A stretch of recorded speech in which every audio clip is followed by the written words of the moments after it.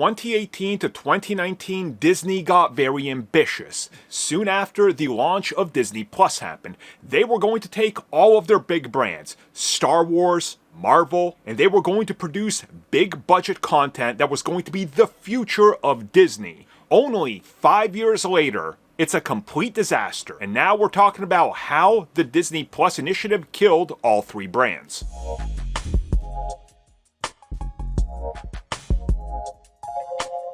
For years, Disney has been the biggest juggernaut in Hollywood, and they single-handedly helped Hollywood pull year over year over year profits when it came to films.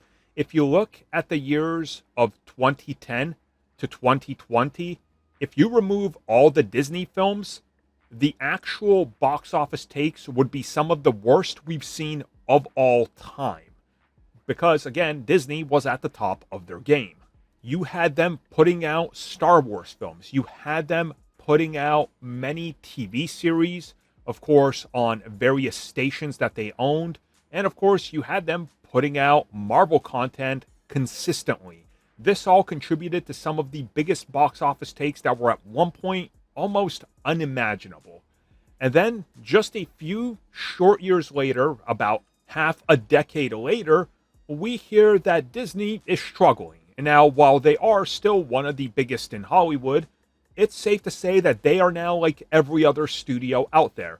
They are not as bulletproof as many people thought that they were, especially during the mid-2010s when literally every film was a giant hit. Of course, there's a couple, there's always a couple, but the Marvel Cinematic Universe and Star Wars offset any of those losses. Not to mention that even today, action figure sales for Star Wars and Marvel are still better than ever. The film and TV output has suffered greatly. So what we're going to talk about in this video is the report from The Wrap, which details how Disney destroyed themselves by pushing too much Marvel, Star Wars, and Pixar, and why. Okay, so first up, let's start with Star Wars. I want to get this right out of the way. So, Star Wars is a series I'm conflicted with. I like a good amount of stuff that Disney's done. I don't like a good amount of stuff that they've done. Overall, I am not a hater. I have things I like, I have things I don't like. I have things I'm into, I have things I checked out that just don't click with me, and I'm not going to keep going with them or hate them or anything like that. Generally, I like what they've done, especially with some of the characters I really enjoy. And I do have a couple things that I think are like stellar highlights of what they can do. I think the first season of Mando is absolute perfection. I know many people like the other seasons for whatever reason. That's fine. I know some people love Book of Boba Fett. I'm not a big fan of it. So again, to each their own.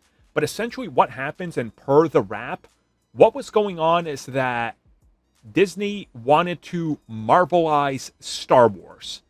And they said, go out there and literally make anything and everything that we want.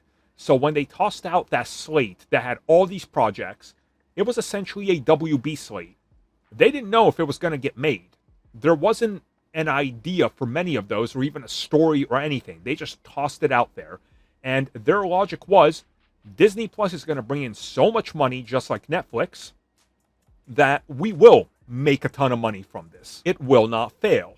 So then you get to a point where Star Wars films were going to release every single year, along with a TV series or two every year on top of animated content.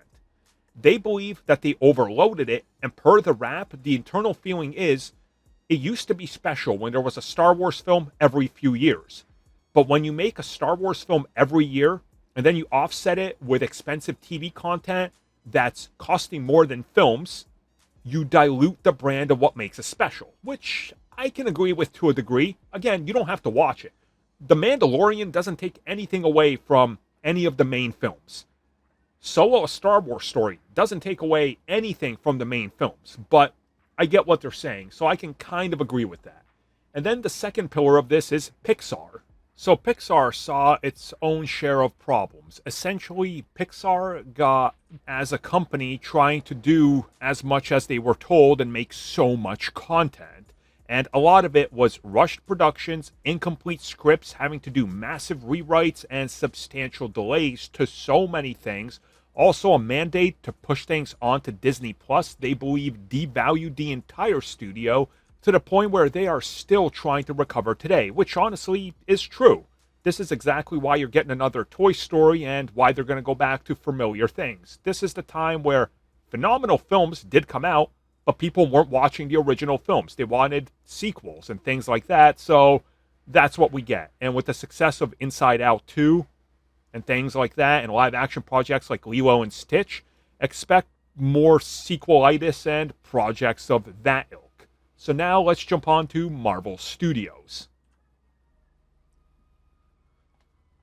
So Marvel is one of the most interesting ones because what it boils down to is the simplicity of it. So essentially, the Wrap believes, and this is what the numbers show as well, Disney Plus is the main thing. Not that Disney Plus has been a failure with every show, because certainly it hasn't, because they've been able to sell merchandise and all that. That's very evident. It all boils down to one specific thing, and that's that Marvel Studios film division had to be spread so thin that their quality of films were impacted so badly by the mandate of Bob Chapek to put out Disney Plus shows that everything suffered.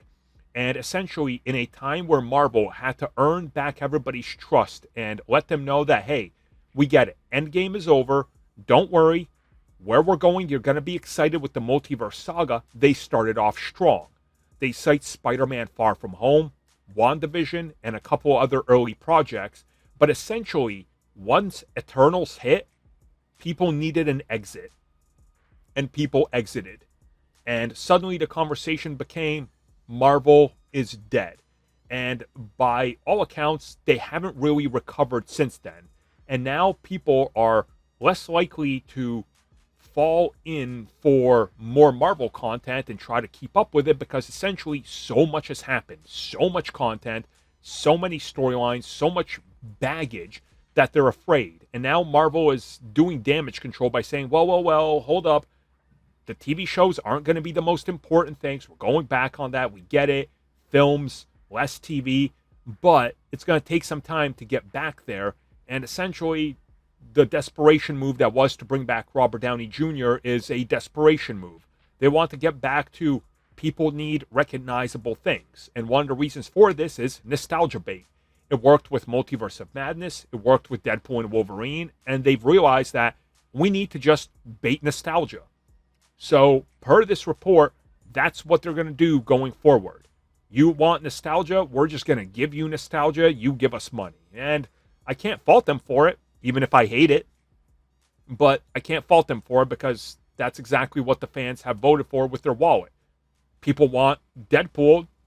They want Wolverine. They want more fancy cameos. That's what you're going to get. So, ultimately, Disney Plus can be pretty much blamed for the fall of Disney over the last 5 years. Thank you for checking out that video, and thank you for your continued support. Feel free to like, share, subscribe, do whatever you will, and if you're so inclined and would like some additional content from us, which includes unfiltered content and bonus discussions, we do offer exclusively in our member section. We hope to see you there. So thank you for watching, and have a good one.